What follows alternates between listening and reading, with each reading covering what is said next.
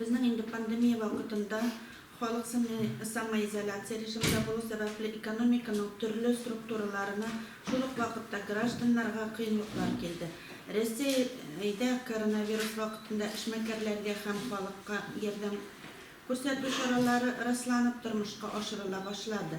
Haligi choralar turlari ведомство ham strukturalar osha boshqariladi. Shunga ko'ra biz bugun uchrashuvda yillik ko'pmedir ko'lamda yordam choralarini anglatuv ishlari olib boruv maqsad etib qo'ydik. Hukumat ayirishcha ziyon ko'rgan tarmoqlarning ismligini bildirdi. Ular uchun yordam choralari ko'proq qaralgan. Bu spiskka boshda 15 biznes sfera kirgan bo'lsa, so'ngidan üstemalar kirib, mana endi kino учреждениялар, oziq-tulik bo'lmagan tovarlar sotuv ülkesi kirdi, ham stomatologiyalar kirdi. Biznesga ko'rsata turgan yordamlarga kelganda, kishi ham o'rta предприятияларga davlatdan to'g'ridan-to'g'ri bo'shlay yordam ko'rsatuv, shu hisobdan финансовая помощь на выплату заработной платы qaralgan. Davlat biznesga yordamni bir xizmatkarga 12.130 so'm ko'lamida qarasa, bu şartlari bo'lib endi 1 aprelga shtatda turgan xizmatkarlarning soni 90%dan kemmasga tegish. Ham endi bu to'lovlar 1 apreldan belgilanadi. To'lovlarni налоговый strukturalar osha на заявительной основе boshqarilar 1 maydan endi налоговыйga g'arizalar berib 18 maydan so'ng bu to'lovlar boshqarila boshlay. Aprel-may oylarına qaralgan haligi to'lovlar. Xizmat haqini to'lov uchun protsentsiz kreditlar beru qaralgan. Bu shular bizning kishi ham o'rta biznes strukturalarına yordam bo'lib turadi. Ham endi biznesga aylanishdagi ақшаларni to'llandirish uchun tashlamali kreditlar beru qaralgan. Bu 8.5% ko'lamidagi kreditlar. Pandemiya vaqtida o'rta ham kishi biznesga va'da etilgan yordamlarning turlarini tag'in sanab o'tdim.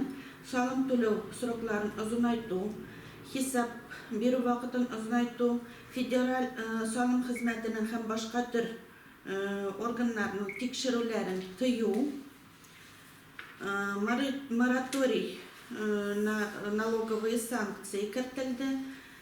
Мораторий на возбуждение дел по банкротству, именiyat взнослары bo'yicha tariflarni kemitdilar, aytik социальные начисления на заработную плату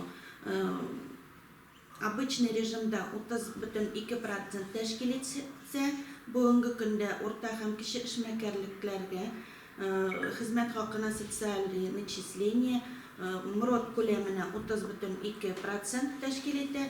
Muroddan ortgan zarplata ko'lamini bu начисление 15% tashkil etdi. Shaxsiy ishmakarlarga vznoslarni orttiruga moratoriy, aytik bizning IP'larning vznoslari inflyatsiya ko'lamida ortib borishga tegish edi. Haligi положениега 2021 yilga qadar moratoriy kiritildi.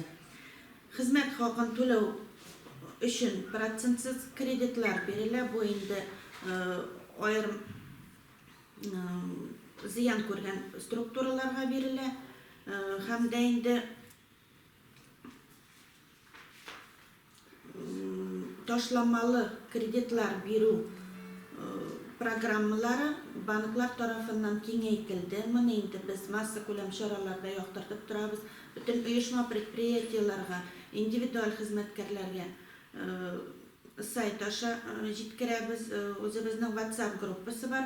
Hamda endi to'g'ridan-to'g'ri elektron pochtalarini bu ma'lumotlarni yetkiramiz. Hamda biz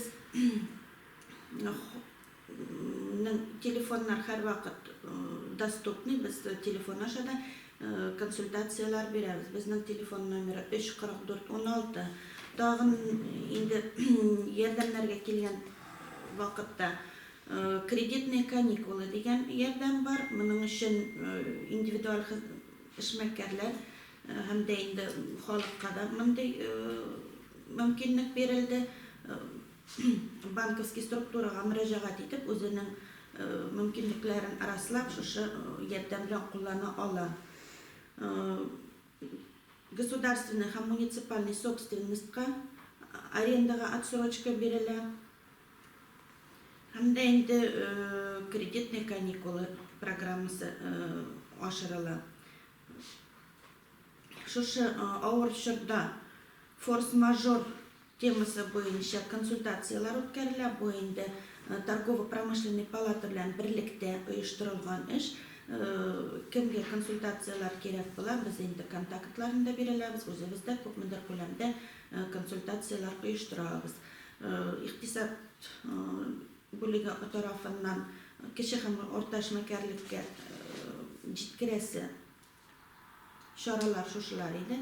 Һәм дә инде безнең бүген биредә социаль яклау бүлеге җитәкчесе Гөлназ Фирдәүсовна ул инде гаиләләргә ярдәм турында сөйләр.